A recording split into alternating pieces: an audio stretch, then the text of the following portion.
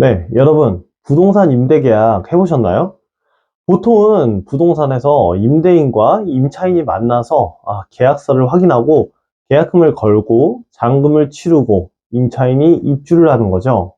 하지만 임차인이 잔금을 안 치른 상태에서 짐을 그냥 넣어버린다면 어떤 일이 생길까요? 임차인은 어떻게 비밀번호를 알아내서 짐을 넣은 걸까요?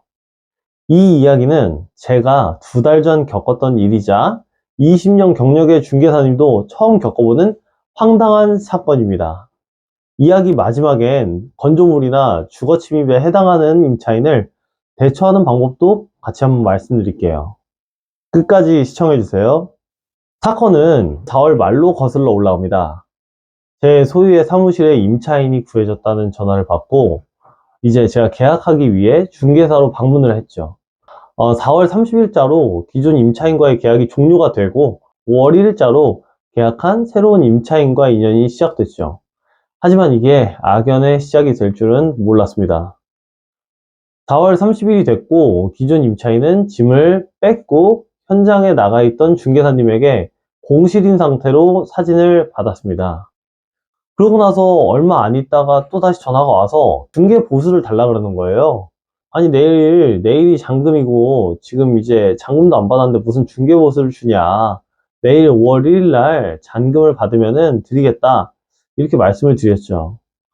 여러분들 중에서도 이 부동산 거래할 때 간혹 중개사에서 계약이 됐으니까 빨리 좀 중개 보수를 달라고 얘기를 하는 경우도 있는데 뭐 당연한 얘기지만 여러분들도 중개 보수는 모든 계약이 끝난 후에 주셔야 됩니다.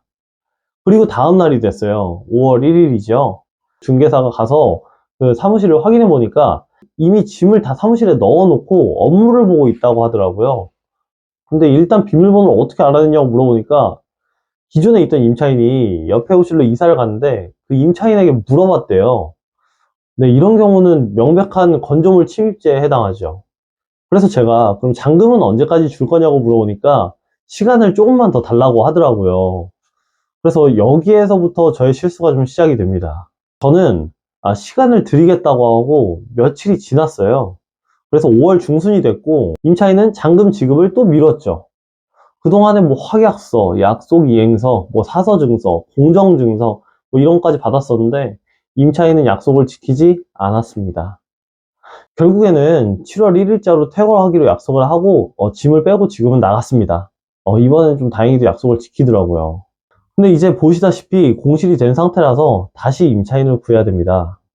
여러분, 이렇게 사건이 마무리됐는데요.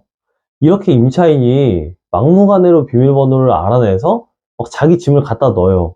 근데 이런 걸 막으려면은 제일 첫 번째로 어떻게 해야 될까요? 가장 먼저 선행돼야 할 점은 기존 임차인이 퇴거할 때 직접 가서 내부를 확인하고 비밀번호를 바꿔놓고 오는 겁니다. 이 비밀번호를 바꿔놓는 게 되게 중요하더라고요. 그래야 중개사와 임대인만 비밀번호를 알기 때문이죠. 꼭 임차인이 퇴거할 때는 비밀번호를 바꿔두셔야 됩니다. 그러면 이번 사건처럼 임차인이 어떻게 해서든 비밀번호를 알아내서 문을 열고 짐을 그냥 넣어버린 이런 경우는 어떻게 해야 될까요? 첫 번째로 민사소송과 형사소송을 동시에 둘 다 진행을 하셔야 됩니다. 이 민사소송은 명도소송을 진행하시면 되고요. 형사소송은 건조물 혹은 이제 집이라 그러면은 주거침입으로 고소를 하시면 됩니다. 그리고 임차인에게 내용 증명을 보내서 계약 해지 통보를 확실하게 하는 거죠. 보통 명도소송은 3개월에서 6개월 정도 걸리기 때문에 최대한 빨리 진행하시는 게 좋습니다. 근데 여기에서 명도소송 말고도 팁이 하나가 있는데요. 임차인에게 공정증서를 작성하자고 한번 얘기해 볼 수 있어요. 이 공정증서는 뭐냐 하면 이날 이때까지 짐을 빼지 않으면은 임대인 측에서 이 명도를 해도 이의가 없다는 문구가 꼭 들어가야 됩니다. 공정증서는 공증사무실에 방문해서 임대인과 임차인이 작성을 할 수가 있는 거죠. 그리고 형사 고소를 하시게 되면은 임차인 측에서 고소를 취하해달라 나가겠다 이런 식으로 얘기를 할 수가 있기 때문에 형사 고소도 같이 진행해 주시는 게 좋습니다. 그리고 고소를 취하하면 동일한 사유로 재고소가 안 되니까 확실하게 임차인 측에서 짐을 뺀 후에 취하를 해 주셔야 한다는 점 기억해 두시면 좋겠습니다. 자, 이렇게 모든 사건이 마무리가 됐고요. 저는 이제 다시 임차를 맞추기 위해서 페인트 칠도 하고 뜯겨져 있던 시트지 문짝도 작업을 했습니다. 이번 사건을 계기로 많이 배웠어요. 여러분들도 항상 성공적인 투자하시길 바랍니다. 시청해주셔서 감사합니다. 바르니까 확실히 좀 깔끔하지 않으십니까? 이 벽지를 바르는 것도 이제 또 엄청난 기술력이 필요한 게 아니라 좀 깔끔하게 보이도록 롤이랑 페인트만 있으면 싹 밀어줄 수가 있습니다.